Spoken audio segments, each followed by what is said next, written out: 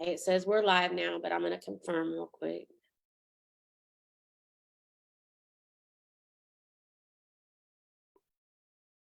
Okay, it looks like we are live. Looks like we are live. Okay, let me lower this.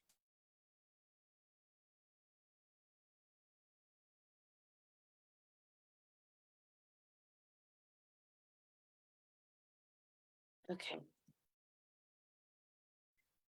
All right, so we are live right now. If anybody wants to go to our BLM Sacramento Facebook page and share it from there, it is up and running right now.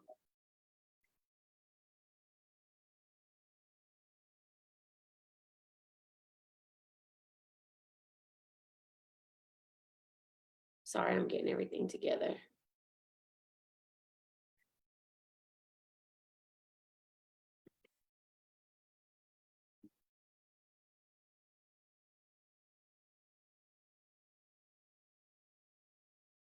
Okay, so my name is Tanya. I'm with Black Lives Matter Sacramento. I'll go ahead and let everybody introduce themselves. We'll start with Mike, Bishoy, Sylvia, and then our guest, Layla.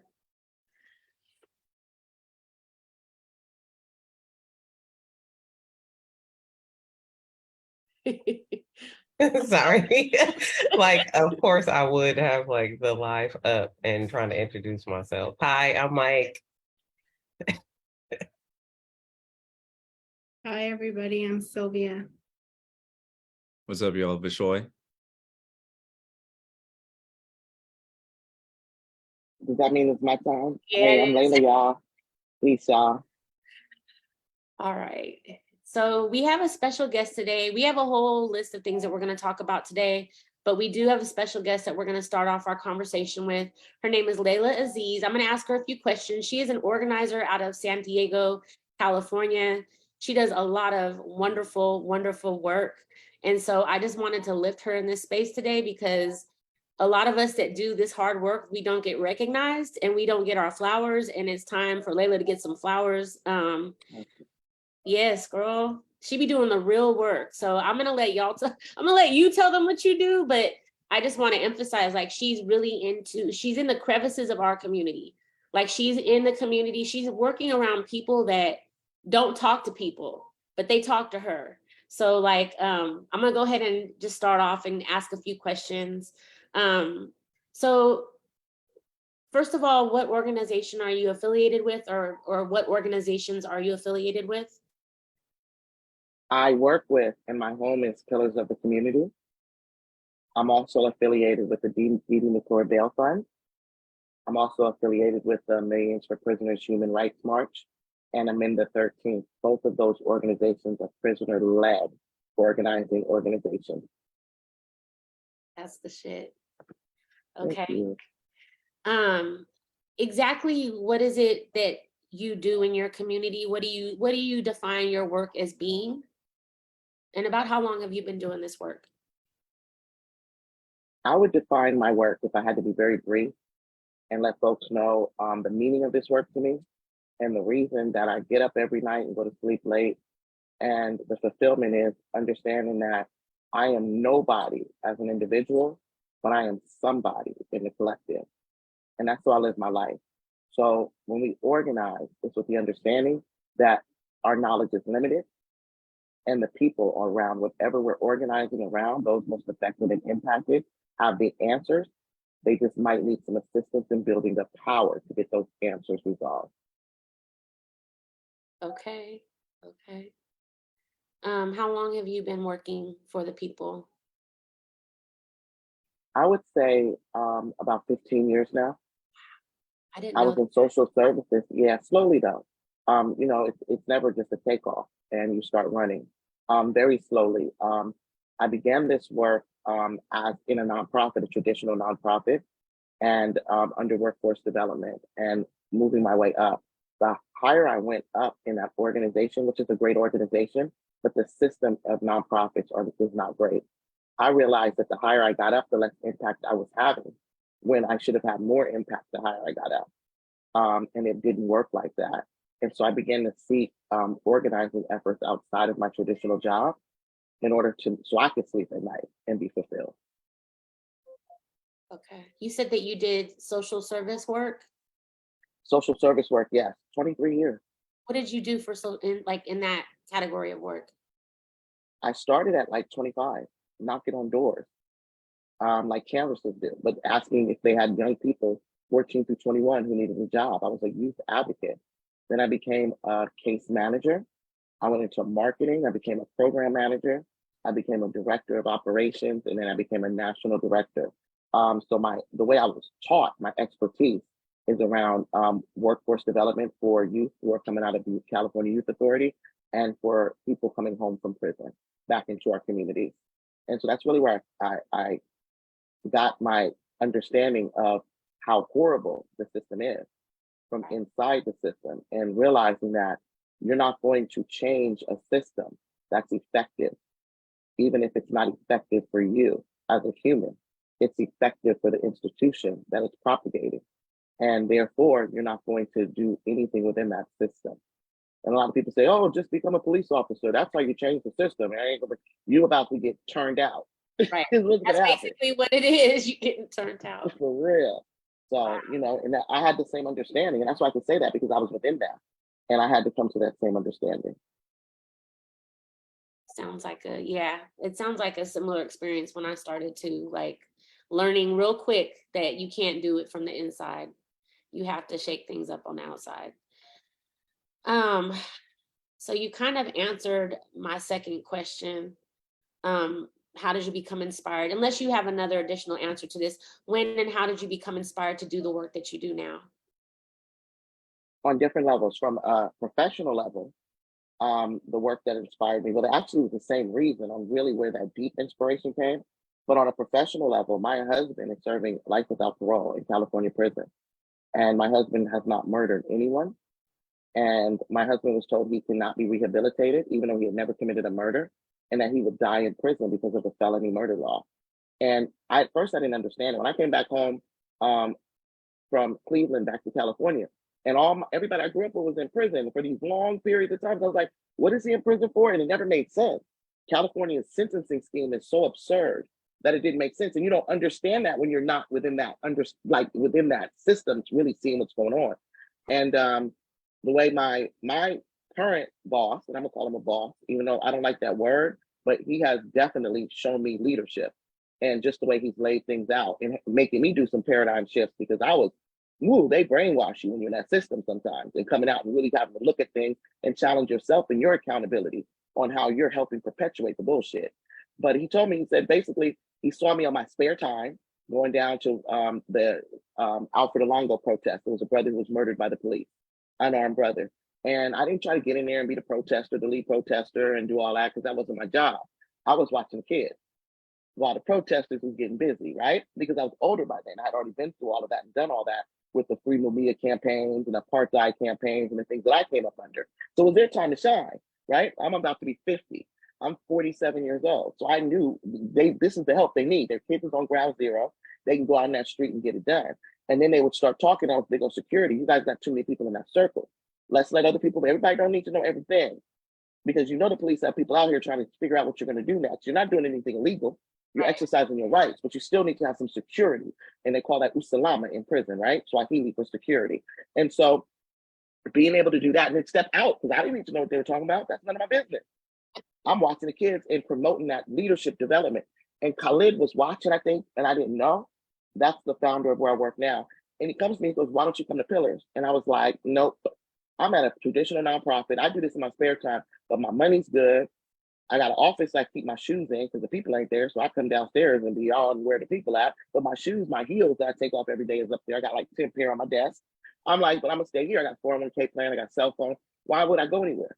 And I was thinking he's gonna try to beat my offer. He says, I can't even pay you that. I could pay you less, but what I can do is help you get your husband out. And I went, say that again? Right. And we talked, and I understood he wasn't just saying that. He really had built the format of building power within the community to change things we never thought were possible. And so I went to Pillars, and my husband is in county jail right now, girl, about to do his hearing to come home. That was my question. Like, what do you guys do? Like, what have you done? So he got a life sentence and he's about to come home. An LWOP. Well, if things go our way, we changed the law called felony murder. Right. And that law wasn't going to pass. But the power building we did, and the people like who they're trying to demonize her now, Lorena Fletcher Gonzalez, she actually stepped up to the plate and had that pass. So that's why I have a lot of struggles with folks who go after certain people, because I'm loyal to the soil. And I'm going to remember the work that you did for my people at all times. You got Black women and Latinx women coming home because women are hit by felony murder because they get into these relationships with these men who then abuse them, brainwash them. They're going through all of these different things. They can't feed their kids, and says, you just need to drive up to the store and sit here, and I'm going to go rob the store. And they thinking, okay, I'm going to have some Pampers. This man is not going to be putting his hands on me. I'm under an abusive relationship. He does something, kills somebody, gets back in the car, and this woman has an LWOP, life without parole. And that's how many women were wrapped up in that. So we got Black and brown women coming home because of this. And that was a big deal. My husband is part of many, because by ourselves, we mean nothing. And in San Diego, my husband wasn't the first to get out or the first to get the LWOP dropped. It was a young man named Brian Mason. And we were able to do that. And we have very conservative judges and DAs in San Diego, so in like Sacramento. And so that meant a lot to see this young man who was unjustly given a death sentence, who was 18 years old. Now he's coming home. What's not okay is that he spent 23 years in prison. Right. Holy, that's a lot. That's a lot to process. Yeah. That's a lot though, but I'm really glad that he's able to come home. And I know a few people, I don't know which rules passed that made them be able to get out, but I know a few people that got off life sentences based on some kind of legislation that passed. And it saved their life, because one guy I know, he was 17 when he got locked up, and he got locked up for the rest of his life. And it's like, why would anybody give a 17-year-old a life sentence to begin with? I don't care what they did. Like, they're still a kid. So yeah. Yep. Well, thank you. Thank you for your work. Thank you for your work. Oh, thank you. Who inspires you and influences you? That changes from year to year. This year, Ella Baker. Okay. And this year it's Ella Baker because Ella Baker she wasn't a hero or heroine. She was a woman who believed that strong people don't need strong leaders. And that's what I've been on this year, is taking a step back. If I got a news camera in my face, I'm doing something wrong. Because that means I'm not building up other people to speak for themselves. And that means I failed. And so really looking at that and doing some deep community building. And that means taking a step aside and letting people be the voice of themselves. And that has been a wonderful experience. And really looking at the fact that we always look at Martin Luther King's and Malcolm X's and Assata Shakur's and Mutulu Shakur's and all these people that I've idolized my whole entire life. But really, the way we're going to get past this as a people is, one, having solidarity with other communities, and two, understanding that this centralized form of leadership and decision making does not work for us. We have to start looking at the people as a whole and not base even organizing on capitalism. Ooh, and understanding, come on, if we understand that the worker, the people on the ground doing the work, should have ownership of their labor, would the same thing come into effect in anything that we're doing? And so that's what we've been doing. And we've seen some great things come out of that that had nothing to do with us, except for being able to be there and experience it. wow. That gives me stuff to process. Okay. You just got so much. Look at, I'm gonna have to like take a Thank whole you, reader sis. tonight after this. Okay, so the next question is, lift somebody that you know that does work in the community that we don't know who they are. I can name a lot of people. So let's start. Tasha Williamson. I knew you were gonna name Tasha. You know that. She be putting in hella work though. She's always working. Hella work. Tasha do stuff I don't do. It seems like Tasha I've never met Tasha in person or even like seen her in video. Okay. I feel like she works so much that she probably doesn't even smile. Like, she's too serious about her work. Am I Very right serious or about her wrong? work. Okay. She's very serious about her work. I keep telling her to take a vacation. She's taking one this week, I think. But she goes out, and what she's doing now, she challenges everything. She's not to be bought or paid for. So, she came up and people thought she was coming up through the Democratic Party. And first of all, you got to know Tasha's background. Tasha and me were on very different sides for a very long time. Because she used to train the police on how to be better to Black people. And I used to tell her she was a damn fool. But some way, let me tell you though, some way Tasha, they did something. Because when Tasha made that turn, Tasha will outwork 5 Laylas on any given day. I'd be like, dude, do you sleep? Do you ever close your eyes? She's immediate response for anybody at any time. That's And what I don't think that that's it's just a lot, like, though. That's hard to do because I've had to make boundaries for that because it wears you thin when people feel like they can tap on you for everything. So I'm like, the first thing I'll be like, is this something that we have to tend to right this minute? Or is it Yep. something that we have to wait till business hours? Okay, let's talk about it tomorrow. But yeah, I see your cop watching all the time. all the time. But you're right, boundaries. And I talked to her about that too. But it still will never, and you're right. I have my own things I tell Tasha, sis, rest. I need you here for another 20, 30 years. Right. But more than 20 years for sure. But just giving her those flowers for that understanding. Another person is Genevieve Jones-Wright. Okay. She ran for DA.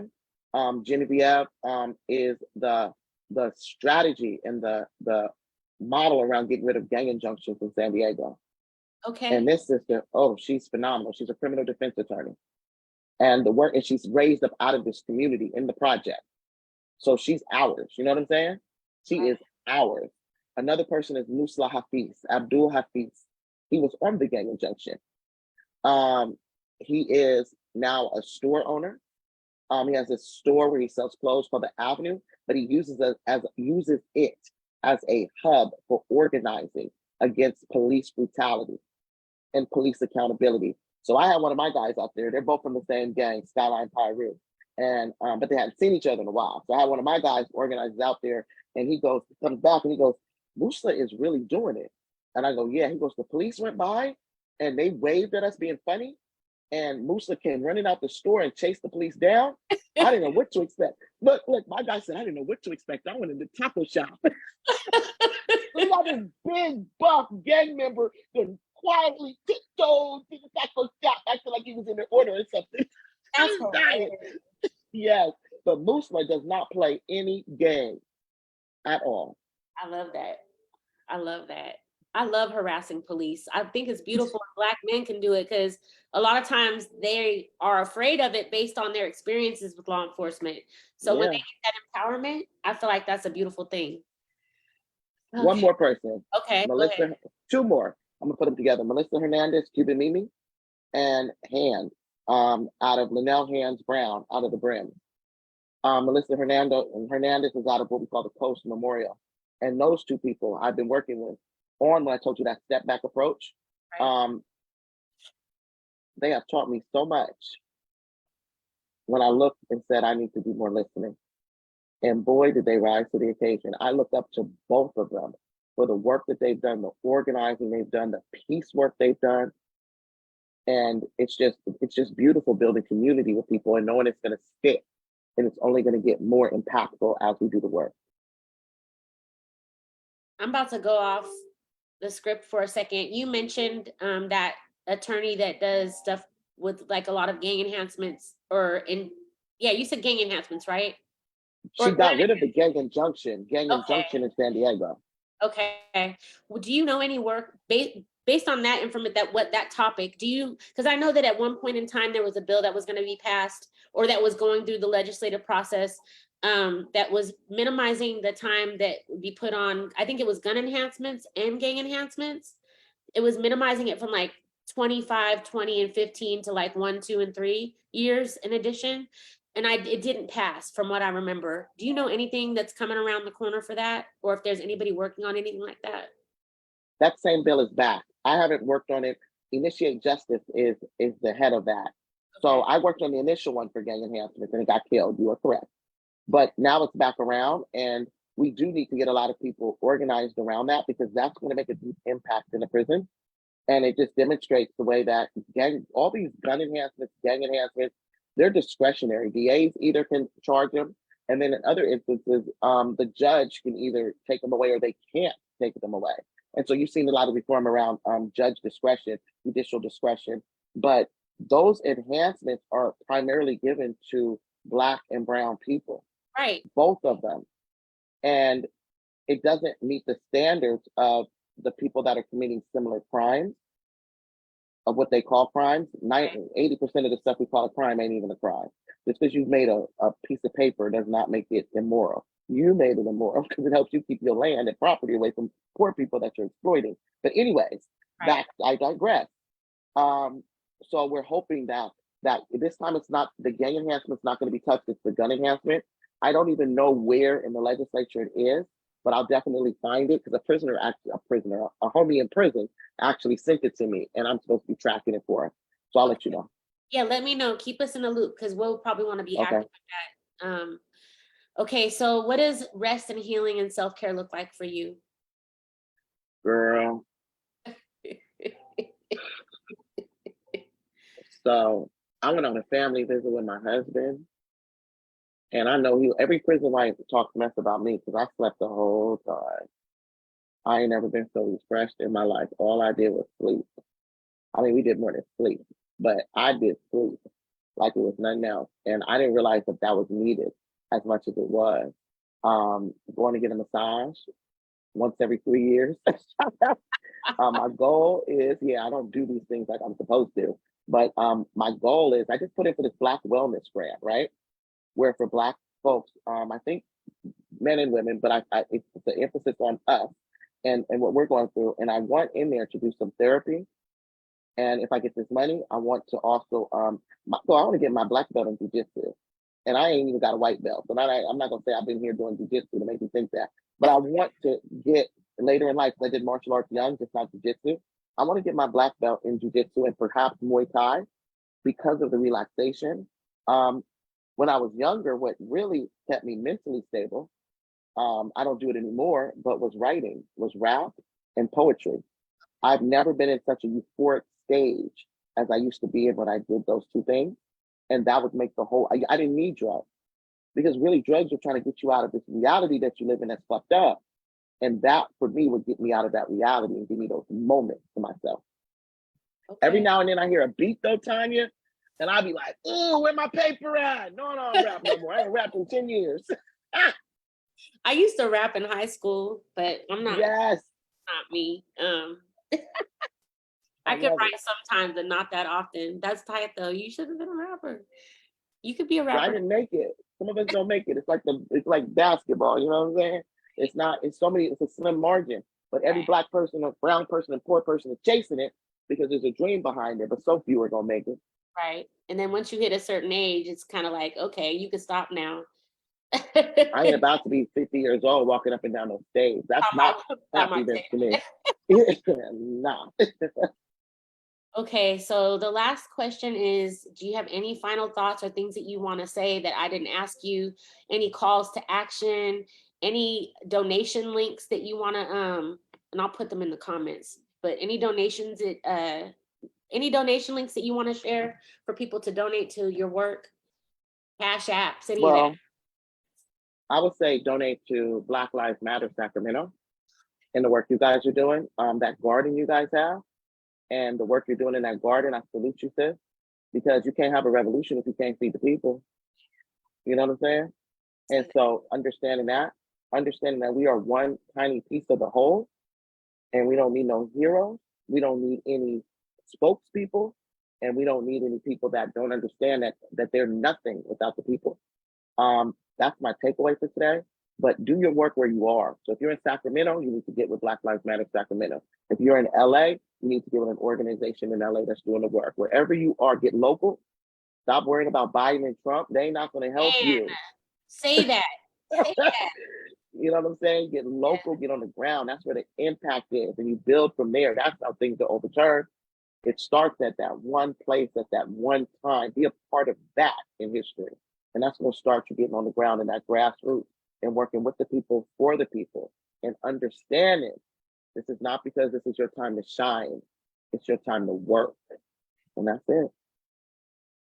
Woo! Thank you, sis. Look at Thank you. you, sis. Look at you. Thank you so much for taking the time out and being on our little podcast. And I know I told you this, I think, but it's been a minute since we've had this podcast because one of our members, which you would have loved because you kind of basically quoted him with your last point Mm, about the food and the people and the revolution. But was Victor Brazelton. He passed away a little bit over a year ago, but he was one of our main people in this podcast. He was part of our group, and he was mm. such an impact that we've been kind of like, podcast, Victor's not here. Like, it just doesn't feel the same. So I appreciate you and bringing a little bit of Victor in it, even though like you didn't even know him. I just got chills. Victor, you are here.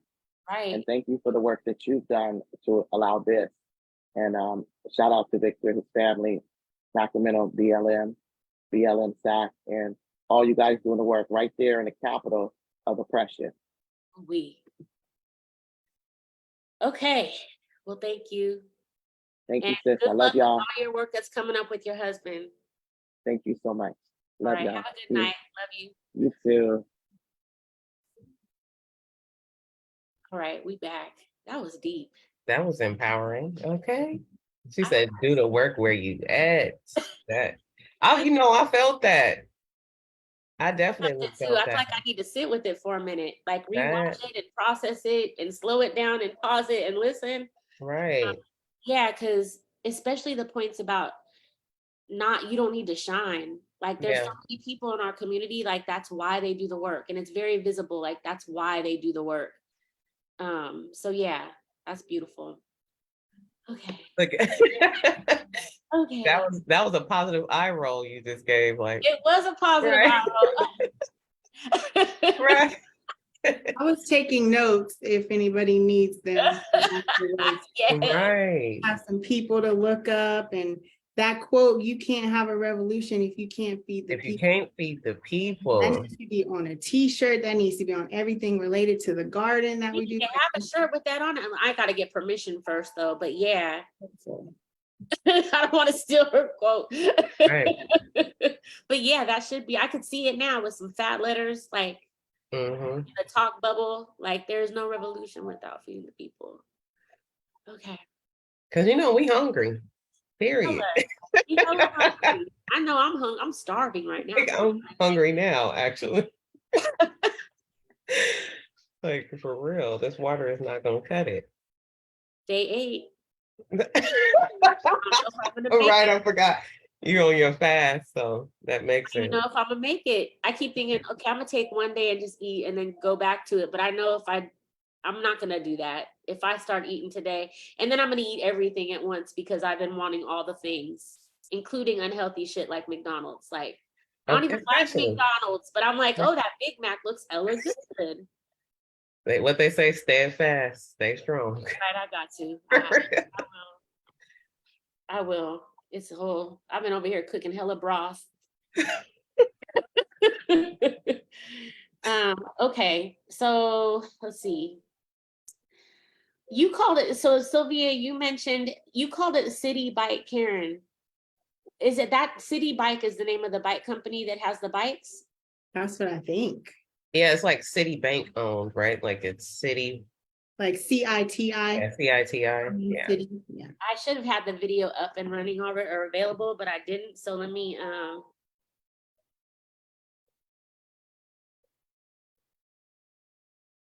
y'all could talk about the video though. If anybody that's watching this has not seen this video of this lady in New York, here.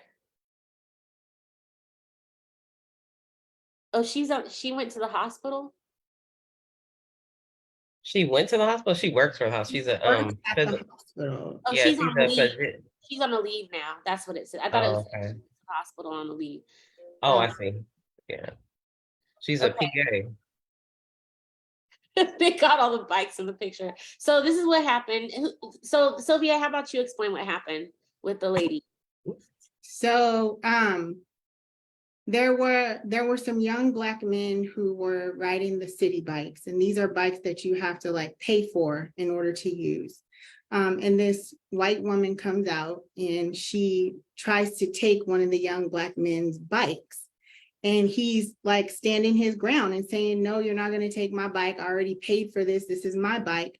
And so she proceeds to take off her identification badge because she knew people were videotaping her. And she starts to yell, help, help. Like, because she knows, you know, when white women scream or cry, like people come to their aid. And so this white man comes out who probably is her colleague, and he tries to like intervene, and he says, well, why don't you just give her the bike? And he's like, I'm not giving her the bike. I paid for this. And then like some of the other young men that are with this guy start kind of chiming in. And then finally the white guy is like, well, wait, why don't you just use another bike? Meanwhile, she's saying, you're hurting my unborn child.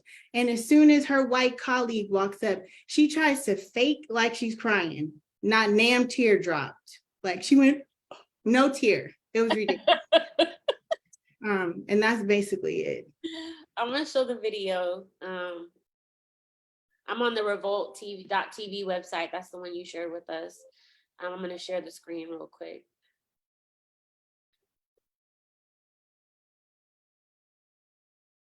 No, record it.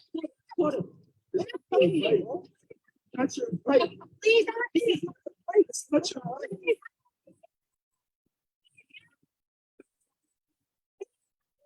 Go down, take it, bro. Now you're not doing the fake, bro. You're not getting the brake. Why you took his phone? What's wrong with you? You took his phone. You gotta take his phone. I'm not touching you. You put it against me with my hand. My dude, stop. My dude, stop. No. Stop. She's just crying. You're not crying. I just stupid. That's your video. Wait, you put it out? Hassan, you put it out? Hassan, what? Hassan, you put it out? This is my bike, it's on my account. Please move. All right, so why don't we reset the bike? I'm not resetting the bike. It's his. Reset it. Pull it out on your account. You're an actor. Fuck. This is my bike, crying. It's fake crying. Stop fake crying. Hey, stop touching me. Don't touch me. Hold on. Hey, stop touching me. Stop touching me. Stop touching me. Exactly. So take it. Stop. Wait, how you stop crying? Not a tear came down, miss. Not a tear came down. Oops, I accidentally. Oh no, it ended. Okay, so that's the video. I feel like there's enough of these situations now to where they can make a whole television series of Karen episodes. And it could be like Law and Order, but it's all about Karens. And these are fictional, but they're inspired by true stories. Y'all remember terrible ass show, 1,000 Ways to Die? It was like on Spike TV, and it like random ass, just like the most wild just things and like these fictional kind of things. And they could do something like Spike got to pick this back up on 1,000 Ways to Karen and just do, just again, like some things, do it all over again. Yeah. Does Spike TV still exist?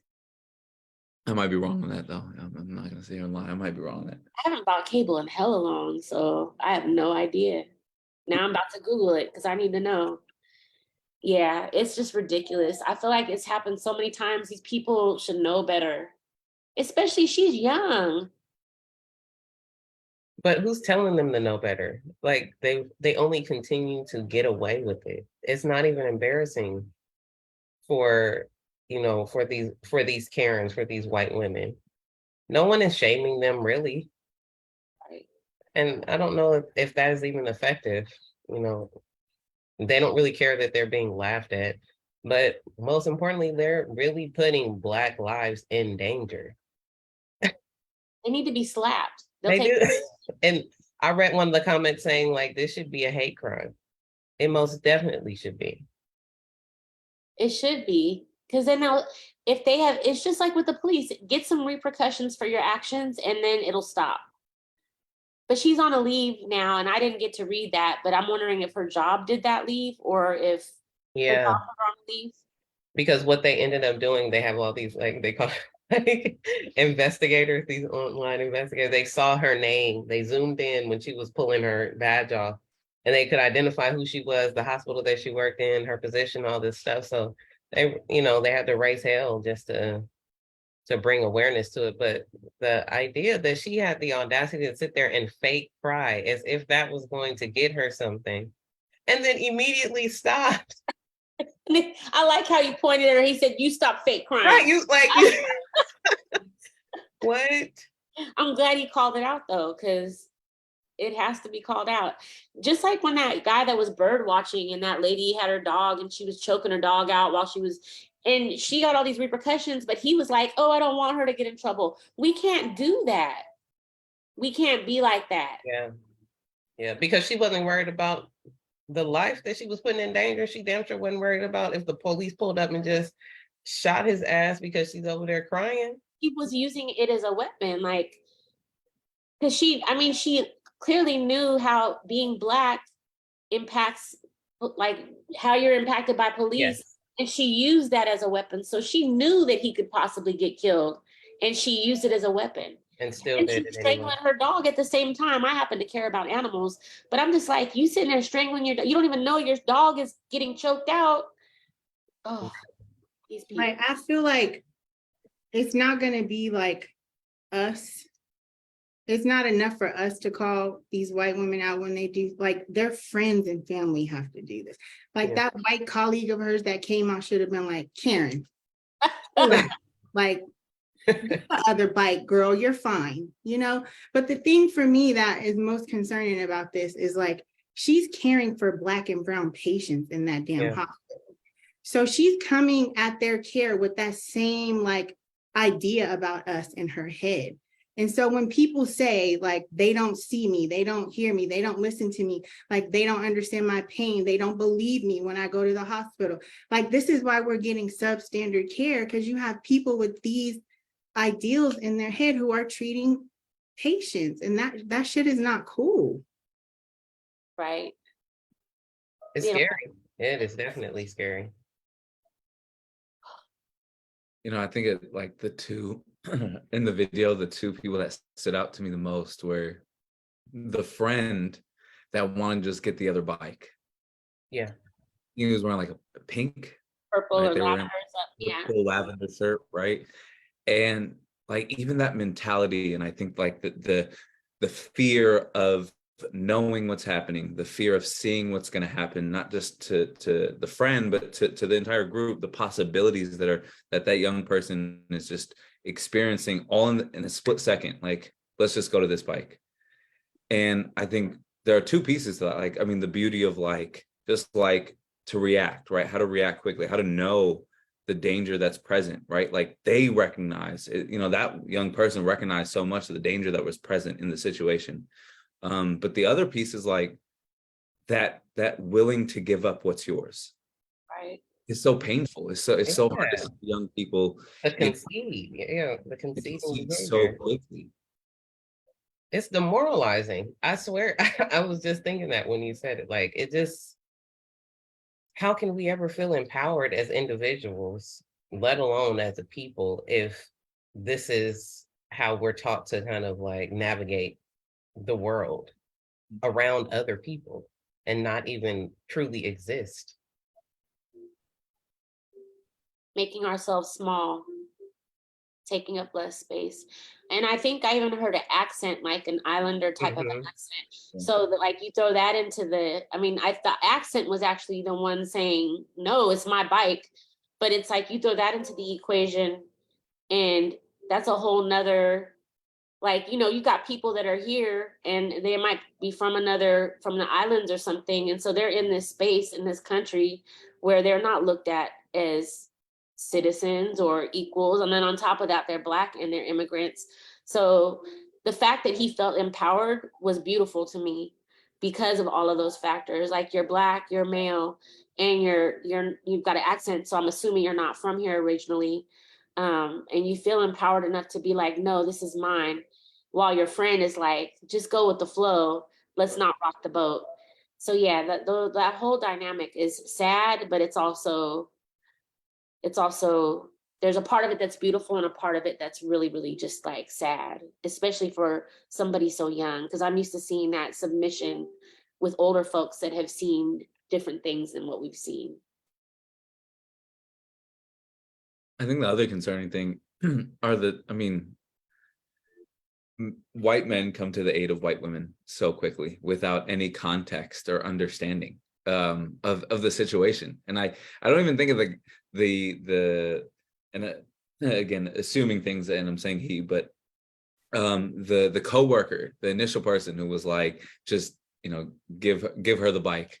I wasn't even thinking about him, because I'm like, that's gonna happen, right? I mean, they saw a bunch of black folks, especially black men, around one white woman. There's a reaction. But it was the second one that randomly just walked up and the video put out. Like, knows nothing. There's already someone there, but genuinely in his mind, whether he knows or not, he's coming in just to even the odds. Like that's like the mindset of folks coming to the aid of white folks in general, but more specifically white women. Know nothing about the situation. Had his chest puffed up though, walked really confidently into the middle of the situation. And so it's just so interesting at just like this like inability to understand context, or to even attempt to understand context. But hey, I see one of my people, I'm gonna come in. I'm gonna come in so quickly. Like, I'm on the white team. Yeah. That's my team member and I'm on the white team. I need to go. Yeah. Coming off the bench, I'm ready, coach. Right. Boom. Put me in. Play me. I'm ready to go. Like you said, without context. It's astounding.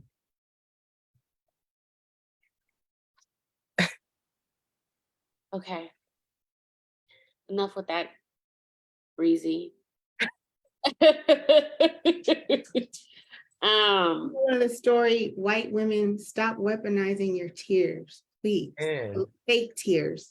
Like, come on, enough is I enough. don't give a damn if they real. Like, just cut it. No, seriously. No, I know you feel the same way. That's real. And record everything. And record everything. Everything. Because I can't even bring myself to tears half the time, because guess what? My tears don't mean much anyway, right? Because I'm too strong of a black woman. So. And then you feel like shit if you did have tears. If you did, right. It's like, dang, that really did hurt. I like exposed actually myself. into the crying point and you Right. like, I'm not shit. Like, I'm weak. I gave you my vulnerability and you just, yeah. Just don't even cry. Practice not crying, please. Please, white folks. And they do it at the snap. Like, okay, cry now. All of them should be doing acting. Like, you should get into acting. All of them should be doing. You should get into acting. That's why I have this theory that white folks are the best actors, because they fake every damn thing. But that's a whole nother story.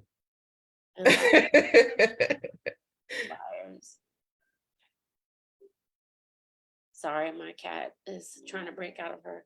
Okay, so the next thing that we're going to talk about is a book that some of us read. It's called Hood Feminism. I personally recommend everybody read it. I recommend that Black women read it. And I recommend that white people that want to understand Black women read it. I recommend that feminists read it. And I'm just going to put out a disclaimer. I do not consider myself a feminist. I have never considered myself a feminist. I feel like that title is not something that I fit into. It's not for me. But this book it'll surprise you. I'll put it like that. It'll surprise you on what it says feminism looks like for Black women. And so I recommend people read it. Oh, I should have the name of the art. Look at me not being prepared. It's Mickey Kendall, Hood Feminism by Kendall. Yep. So Mickey Kendall wrote it. It's really, really good. It's on Audible. If you don't like to read and you like to listen instead, I highly recommend it. We're going to talk about, 2 of us have read it. I'm going to go ahead and tap on Sylvia first. And we're just gonna bring up the parts that we thought were really significant in the book that stood out to us personally. Hopefully it'll grab your attention and make you want to go get the book and read it. Full disclosure, I haven't finished it. I'm a little more than halfway through, but there was one part where the title is something like, it's something about the hood. It's about like the hood doesn't, I can't think of the title, but if you get the book, it's whatever chapter that has the hood in it. This is the chapter I'm referring to, but she said something that stood out to me and I wrote it down. She said, like, she was talking about like the data around Black women and violence and this stereotype that like we're violent just for violence sake. And then she says, but it's really that often we're the only ones with an investment in our own safety, like outside of our family. And that just stood out to me. Like, it makes me think about that Malcolm X quote about like Black women are the most like neglected, unprotected, like disrespected person in America. And how like we're not, like our safety, our existence is really not prioritized. And a lot of times when these young Black women are acting out, or even Black people in general, like it's kind of like a cry for like, you're gonna see me, like you're not gonna, if you won't listen to me, if you won't like acknowledge that I exist, then you're gonna feel me. So they kind of lash out and fight. And it kind of like just, I went into this rabbit hole thinking about like, I'm not a fighter, but I will fight if I'm pushed. Well, in my younger days, I'm too old for that now. And I had a few fights in my day. And every time I fought, I felt like I hated doing it, but I felt like I was pushed into a corner. I had to do it because I tried everything to not fight. I tried to like get this person to try to have some understanding, for them to see me and hear what I was saying so we could move forward without anybody getting hurt. And it just didn't work out. So you don't see me, you don't hear me, you're gonna feel me. And that's just kind of like the rabbit hole I went down with that. And it's thinking about like, if there was more consideration around this point, like in the education system, I wonder how it would change the experience for Black children. Like if there was more consideration into like the care and the resources that we need because we are so neglected and unseen, like how would that change it for us? And then how would that impact like that school to prison pipeline? So that was just kind of like the rabbit hole I went down with that book. The point you brought up about being heard goes into all kinds of other things too, because if Black youth aren't being heard, then that means they're not being heard with everything, not just how they react to violence, but how they need to be educated. That shows them whether or not they can be vulnerable and if it will be taken seriously. And so like it creates this mentality. Like you said, like I've been in a few fights, but it's always been when I had to. It's always been a survival mechanism because I have to show you that I'm not a punk, so that you'll stop fucking with me, or so nobody else will fuck with me after that. And that's usually like you have to put in your little street credibility so that people will know that you're not a punk and you'll be treated a certain way. But we're also taught not to cry because it looks weak. Or we just talked about if we did come to tears, how nobody would take it seriously. And so like we're learning that at a young age. Therefore, the fight is paid attention to, the tears are not, and that's how we respond. And that's unhealthy for us. And it's not, yeah. That's sad. I'll go ahead, unless somebody wants to add to that, I'm gonna go ahead with my. Okay. Go I ahead. didn't read the book, but it is on my list of things to listen to very soon. But it really, that resonates with me, Sylvia. When you bring that up, it reminds me of a quote or like a TikTok I saw, something like saying around the fact that Black girls don't have an attitude, it's just their anxiety or something like that. And, you know, growing up as a kid, like always rolling eyes and, you know, jumping bad with people or just getting in people's face or being hostile was a Black girl's expression of her anxiety, her fear for what was to come, and the lack of safety and security and protection in the environment. And I think the name of that chapter that you were talking about is "The Hood Doesn't Hate Smart People." I put it in the chat, in the comments. But yeah, that definitely was an epiphany for me when I realized, like, oh wow, I really didn't have an attitude. It was just fear that I was experiencing. Yeah. And we can't be fearful because it's fight or flight. Like, that's human is. reaction, is fight or flight. And flight isn't acceptable in our community. So yeah. Oh, okay. My part that that stood out to me, and I might not have the right language, but I'm gonna try, is when it talked about, and I don't know what chapter it was in because I was not paying attention to the titles of the chapters, but it was when she talked about how Black feminism is different than white feminism, based on the fact that white feminists and white women have the luxury of not dealing with their men when they're like being mad at their men and not having to fight for them and not having to find any links to them. While Black women, we are connected with our men because we've been through everything with our men. And so a part of Black feminism is Black men. And so I thought that was so interesting because for years, like while I've been doing this work, a lot of my inspiration comes from wanting to fight for Black men. And a lot of people that have a feminist state of mind, they don't like that in me. But that's what's inspired me, like seeing people that I know be institutionalized or being beaten while they've been cuffed.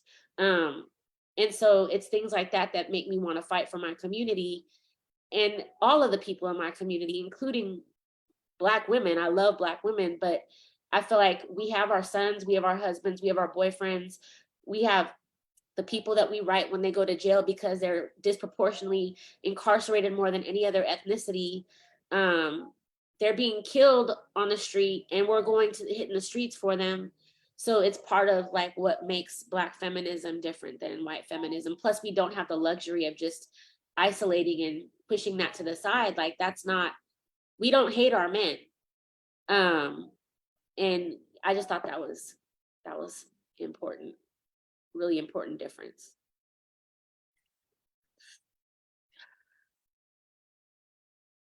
Nobody's gonna say nothing. It kind of looked like Bishoy was gonna say something. That's why I'm like. Well, no, I was like taking that part in, but then I was also just thinking about like Sylvia's part as well. I don't want to go back and skim past your part because I'm also like trying to digest that part too because I didn't read it as well. So, but like some came up for me from what Sylvia said, but I want to hold off unless some. No, say it. You know, I was just again like, I'm someone who's working and worked in the education system quite literally, and you know, I just, you know, I see it. I think that especially in education, you know, the notion of learning and growth is so misconstrued and twisted, right? It's such like non-consensual learning all the time, right? Things are never with aspects of consent for young people. And, you know, I think especially of our Black youth and especially our young Black femme and Black girls in schools, I truly believe that young people know their bodies better than anybody can teach them. And I think there is something that we often, especially as we get older and, you know, even in elders, I think there's always this notion, this desire to continue teaching young people and learning and passing knowledge and wisdom. And I think that's absolutely true. Like all that is absolutely true. And, you know, I think we forget that young people know themselves better than anybody else. Like they just do, and they know their bodies better than anybody else. And I think it's so important to hear that. It's so important to take that in. Whether or not how it manifests is something that makes people uncomfortable. It has a natural consequence that may cause harm, whatever it is. Young people still know their bodies better than anybody else. And so, you know, that's just something that I think always I try to remind people. I try to remind myself all the time. I try to tell young people, like, no one knows you better than you. And so that just came up for me when I was thinking about Sylvia's point. I have a quote that talks about that by Melissa Harris Perry. I'm trying to find it real quick. It's on my page. I hate the way that we police young people and encourage Black young people to police themselves. I assume that you have a whole expansive hugeness about you. Stop letting people come and talk to you all. Really, the impulse should be, I should go listen to some young people. I want to see what some young people have to say to me. So that's along the same lines. I mean, especially if we're focused on youth issues, like the most impacted have to be the ones that lead. So To Bashoy's point, like that's hella true. I feel like I was so assured of myself when I was young, and when I was a teenager, like coming into that young adolescence, like though there was a lot of confusion that was going on, that was, like as a result of like being immersed in this society and that expectation. But I didn't start learning again until like I reconnected and started listening to my kids, until they were able to literally articulate like what I was doing and how it was impacting them. And it was like, oh, wait, that's not what I mean. That, I started to rediscover who I was as a result of what they were teaching me. So that definitely rings very true. I should be going to the youth and ask and listening to what they have to say to me. that's real. Any other nothing else? Okay. The Black feminism situation and the impact of Black men, 100% agree with that. Like it is what has always motivated me and my interest in in this work. My nephew being put over by the police when he was like 12 or 13 years old, like that hit home for me immediately. He shortly thereafter lost one of his close cousins to, police violence. I'm raising boys, and it's no disregard to the young Black women and the ladies that I love in my circle, but they were at far less of a risk than these important people in my life, which so happen to be my sons and my nephews. I feel like every Black man that I've like been close to, like my ex, I was with him for a really long time. He had guns drawn on him when he was 11 years old for fishing in the little, what is it called? Not a lake, but the little water that's on the side of the road, the dam or whatever. And they would always go fishing over there, but police pulled guns on him for that when he was 11. And his little brother was with him, who was a couple years younger. And that was one of their first police experiences. And it's not uncommon. It's not uncommon. When we go to Sac High and talk to people, one of the questions I ask is how many of you have been pulled over or been pulled to the side by law enforcement? And the majority of the kids raise their hand. They've had bad experiences with law enforcement. Right. Like we see it like Ahmaud Arbery, is that how you say his name? Yeah. Like there's like a trail of his harassment by the police that led to him eventually being killed. Like that's horrific. I think to your point just now, my immediate thought goes back to the Karen video, like going back to like the importance of recording because I think of that, but also like any of these situations that we talk about is, even when they are so just visible in front of you, so recorded, you can go back and watch it 1,500 as many times as you want, it's still so contested. It's still debated, still. So we need to do an investigation. So they're on paid leave. It's all now it's like, and then we know if it's not recorded, there is no debate, there is no contest. It's an assumption of guilt and a death sentence. And so it just immediately takes me back to that piece. And I think the piece, Tanya, that you were talking about from the book really, I think, strikes me with like just the general understanding that especially Black folks in any historical aspect and time of movements have recognized that the shackles of oppressed people are always so interconnected. And so, a Black woman's struggle and a Black man's struggle is connected, right? As well as the struggle of, Palestinian people. Like there's always a connection between folks' struggle, the recognition that the shackles are the same. And I think especially when thinking around white feminism, they try to put themselves in those shackles, not realizing that they're holding the shackles. Right. And I think that becomes the issue. It's gaslighting. Yeah. It just makes me think of the Black mamas that I fought for, and how they all have that in common. They're all Black mamas that have lost their loved ones or their sons or children to police violence. And it's a common issue. That's why they have groups of them that come together and go to, spend time together, but they're large groups of each other. Like, and they call it the club that you never want to join, that you never want to be a member of. And it's like, okay, is this issue not a Black woman issue? Because these are all Black women mourning their sons. So this is a Black issue for women, for Black women. So this is a feminist issue because these Black women have to lose their babies to police violence. So it becomes an issue that Black women deal with. Or even intra-community violence, like Black women are losing their babies. And so, yeah. But all of that gets excluded, and it's a way of isolating us out of feminism. Not like personally, I don't want to be part of it, but like it isolates Black women out of it because our issues include men. So it's like, oh, well, that's not, but they don't have the same perspective as us. So, or the same plight as us. Okay. Let's see.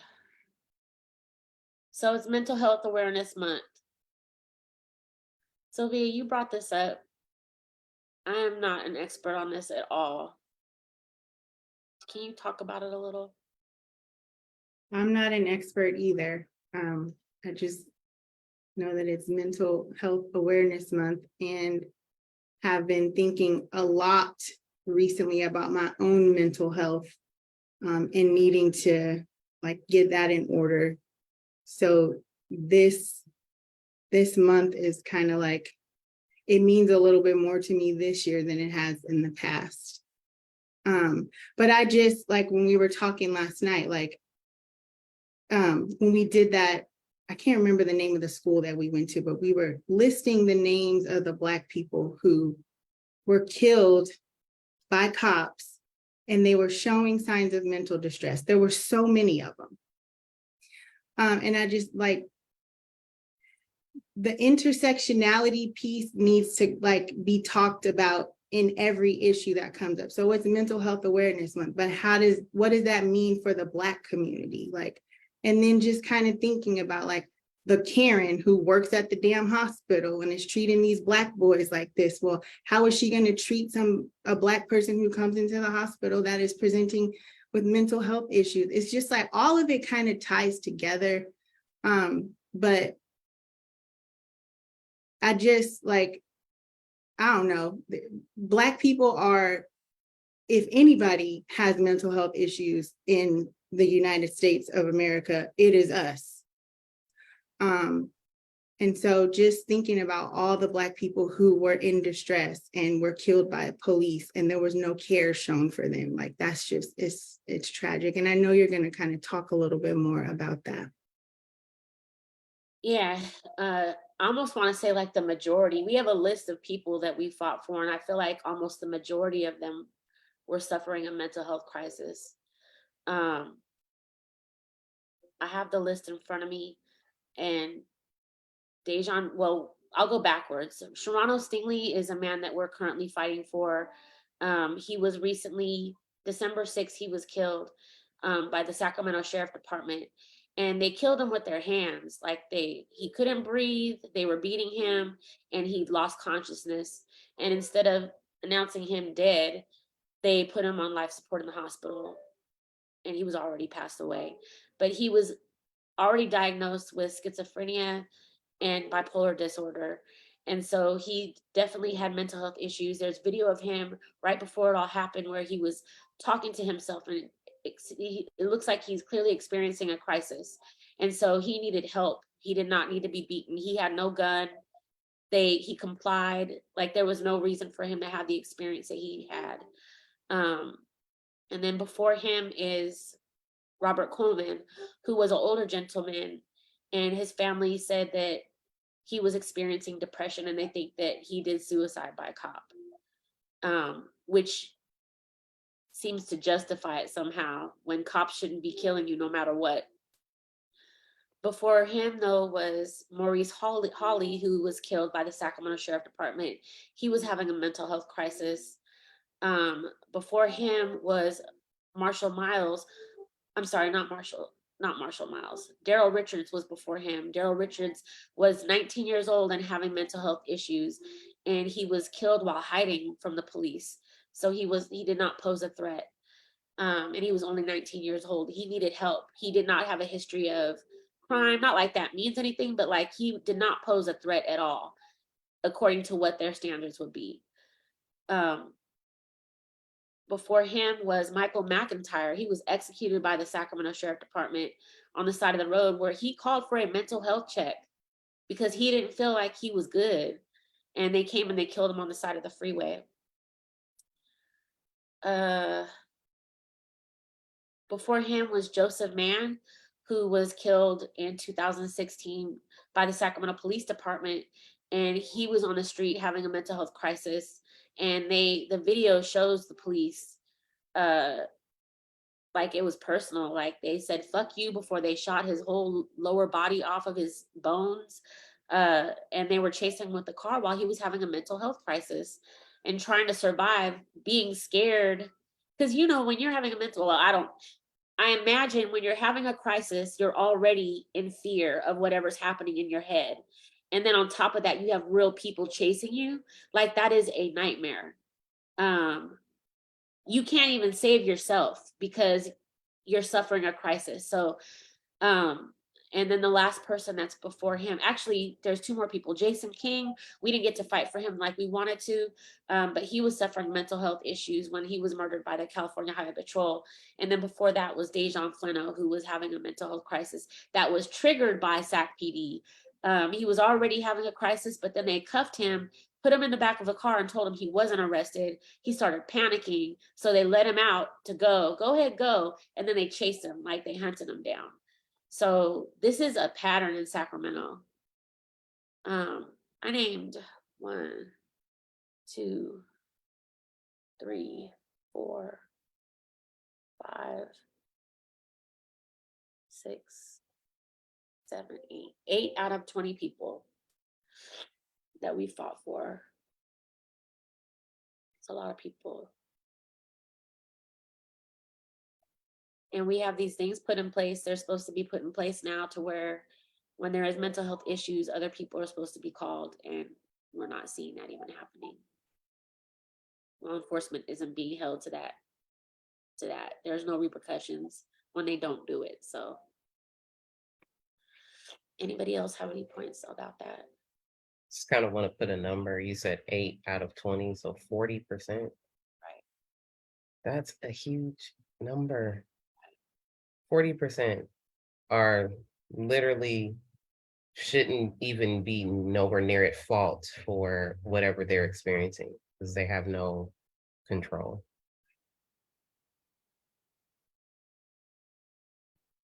Yeah. And their vulnerability is mistaken for as a threat of some form. Or police just have bias. Well, I just try to kindly say it, you know. Yeah, 'cause the police, like with Dejon Fleno, the officer told a citizen, or not citizen, but like a civilian, go ahead and find him and beat him with the bat. And when Joseph Mann was killed, they were like, fuck you. And they shot him 16 times below his waist to where his body was falling off of his bones. And it was clear, like on the video, it's very obvious he was having a mental health crisis. It's just, they're bullies. They're bullies and they pick on the most vulnerable. All right, that's the last topic. I know we wanted to lift Victor before we let off here tonight. We miss him. It's been over a year since he passed away. He was a huge part of this. He's a huge part of our garden. And we just want to lift his name, Victor Brazelton. so that he hears us and knows that we have not forgotten about him. We planted those trees too a couple weeks ago. Oh yeah, we got Yeah, some. we got a trees few of them in the planted ground. yesterday. Yeah. Yep. We have to move one of them. We have one. There's one that's like kind of temporary too, right? Yeah, we're talking about our trees now. This is how gardeners get. They just like chop it. But yeah, there's some that are in pots, but one of them is too close to the fence. So when it gets really big, it won't have space between it and the fence. So I have a shirt idea too, with that being said. Like, we gotta feed the revolution. okay, Yeah. Let's feed the revolution. okay. Like that. Oh, we can have some new shirts, y'all. Right? They're gonna be all dirty and dusty with rips in them from being in the garden. Dirt. Uh-huh. Yeah, soil. All right. Well, we do have our garden. If anybody ever wants to come out and help out on a Saturday, we are out there every Saturday morning doing the good work, giving out food to the people. Come through. Even if you want to come out there, if you're Black and you want to come out there and sit on a bench and just talk, come on through. Like it's for that too. So it's for healing, it's for peace, it's for food work, it's for food giving away, it's for laughter, it's for dancing, it's for all the things. So come through. Any other last points anybody want to make? Okay. Have a good night, everybody. Good night. Public. Public people, public. All right, bye.